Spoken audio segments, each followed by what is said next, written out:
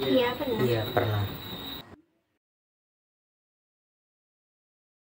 Self-diagnose karena memiliki gejala dan ciri-ciri yang sama. Konsultasi psikiater. Self-diagnose, cuman stres aja sih. Trauma dibully sejak SD sampai SMA.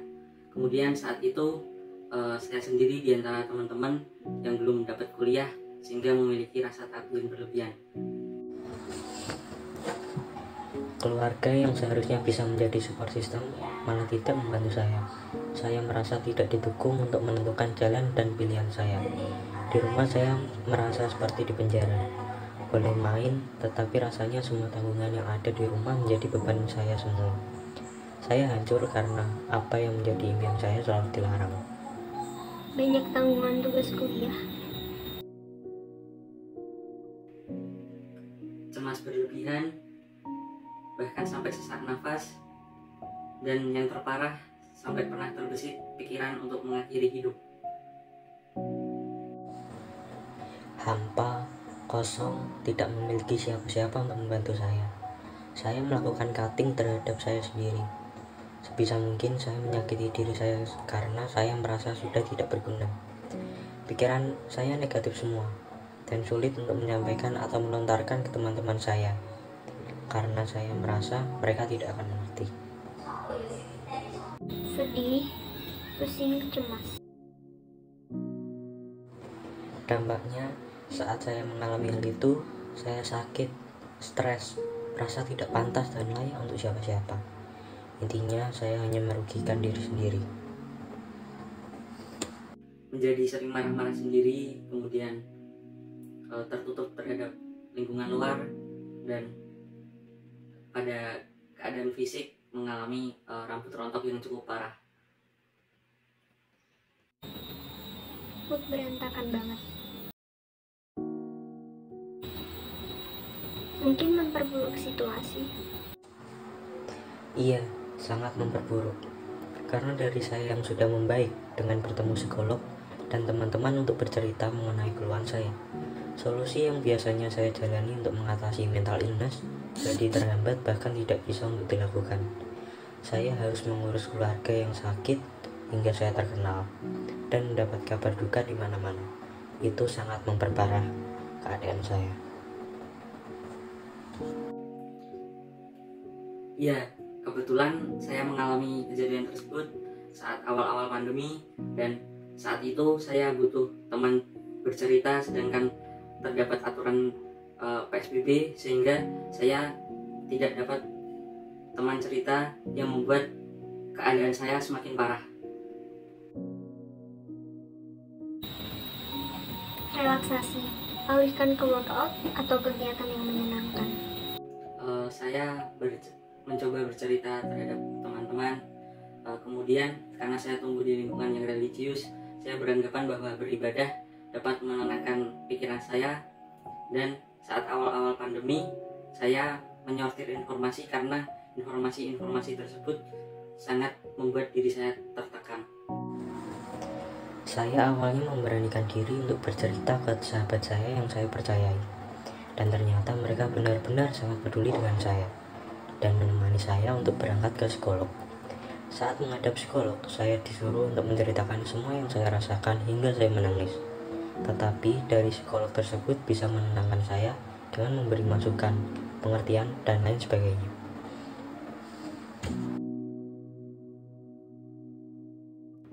Ya, ada beberapa teman yang aware terhadap mental illness, dan teman-teman memberikan saya dorongan dan perhatian sehingga dapat membantu menjaga saya saat itu.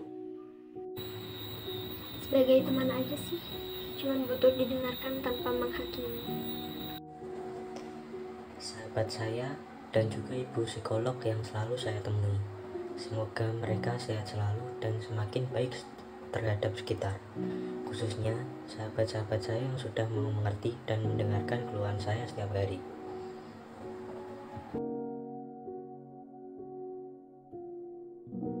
belum ada edukasi, jadi masyarakat belum tahu penyebab sesungguhnya, jadi kurang aware dengan mental illness. Ya, stigma itu ada, terlebih setelah pemahaman tentang mental illness meningkat, jadi banyak orang-orang yang melabeli dirinya sendiri self diagnose dengan mental illness.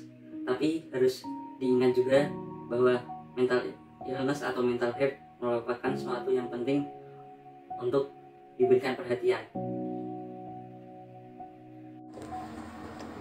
Berdasarkan pengalaman yang saya dapatkan, hal tersebut bisa terjadi karena reaksi orang beda-beda terhadap mental illness. Contoh, bisa dari mereka yang belum pernah merasakan, atau dari mereka yang berpikir semua masalah dalam hidup yang sudah seharusnya terjadi, ya terjadi saja. Padahal dalam diri setiap orang dalam menghadapi masalah pun, mereka juga bisa beda-beda dalam menyikapinya. Sebaiknya, bagi orang awam bisa lebih menghargai.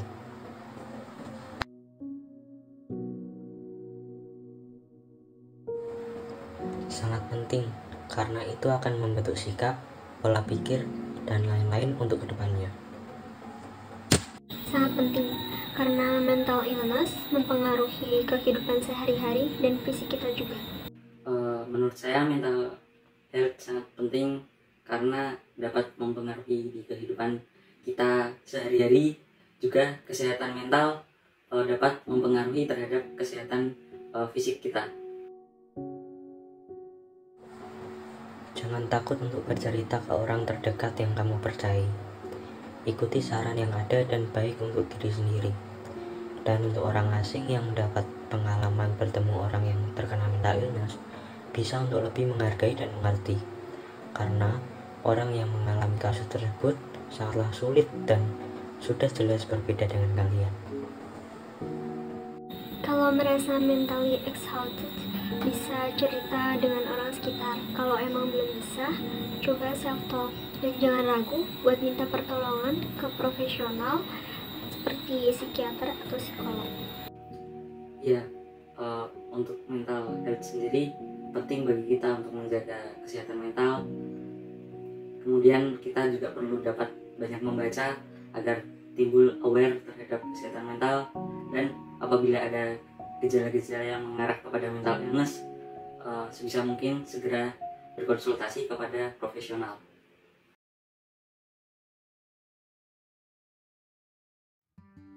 Halo, sebagai seorang psikolog klinis, biasanya saya akan sering sekali menangani kasus-kasus yang berkaitan dengan mental illness gitu, terutama di tengah pandemi seperti saat ini gitu. Jadi memang faktanya bahwa di tengah pandemi ini ternyata kasus-kasus mengenai mental illness itu meningkat tajam gitu ya. Nah, tentu saja hal ini perlu menjadi perhatian kita, bahwasanya mental illness ini merupakan gangguan kesehatan mental yang mengacu pada kondisi mental kita itu sendiri gitu. Yang mana gangguan tersebut akan mempengaruhi pikiran, perasaan, dan juga perilaku seseorang. Nah, di tengah pandemi seperti saat ini, selain adanya kesehatan fisik, juga terjadi banyak sekali keluhan mengenai kesehatan mental yang akhirnya mengarah pada mental illness gitu, terutama terjadi pada mahasiswa gitu.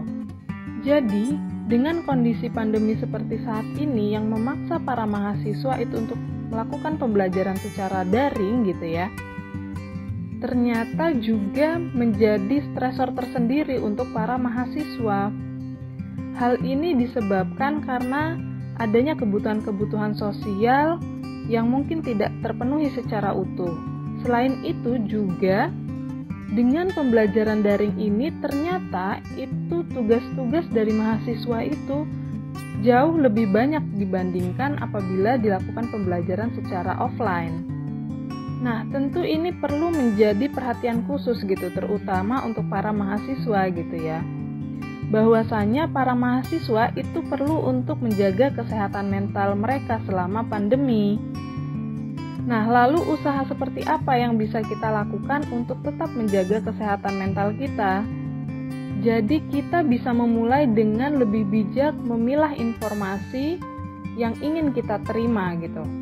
Terutama di saat pandemi seperti saat ini tuh ya, setiap hari ada saja informasi-informasi buruk yang mungkin tidak ingin kita dengar atau tidak ingin kita lihat gitu ya. Karena apa? Karena informasi-informasi yang kita terima itu akan mempengaruhi kesehatan mental kita juga. Apabila kita terlalu sering terpapar oleh informasi-informasi yang negatif, itu akan membuat kita merasa cemas gitu. Nah, yang kedua yang bisa kita lakukan adalah dengan mulai menerapkan pola hidup sehat dengan cara menerapkan pola hidup yang lebih sehat dengan mengkonsumsi makanan bergizi, kemudian juga melakukan aktivitas fisik seperti berolahraga gitu ya secara rutin tentunya. Kemudian juga tetap menjaga komunikasi kita dengan keluarga dan teman-teman. Serta mulailah untuk belajar mengelola diri kita untuk bisa lebih positif seperti latihan meditasi atau latihan mindfulness gitu ya. Nah, dengan kita menjaga kesehatan mental kita, tentu itu akan menaikkan imun tubuh kita sehingga kita akan bisa menjadi pribadi yang lebih sehat lagi. Oke, terima kasih. Jangan lupa follow Titik Temu Psikologi untuk mendapatkan informasi mengenai isu-isu psikologi dan juga apabila kalian ingin melakukan konsultasi. Terima kasih dan salam sehat selalu untuk kita semua.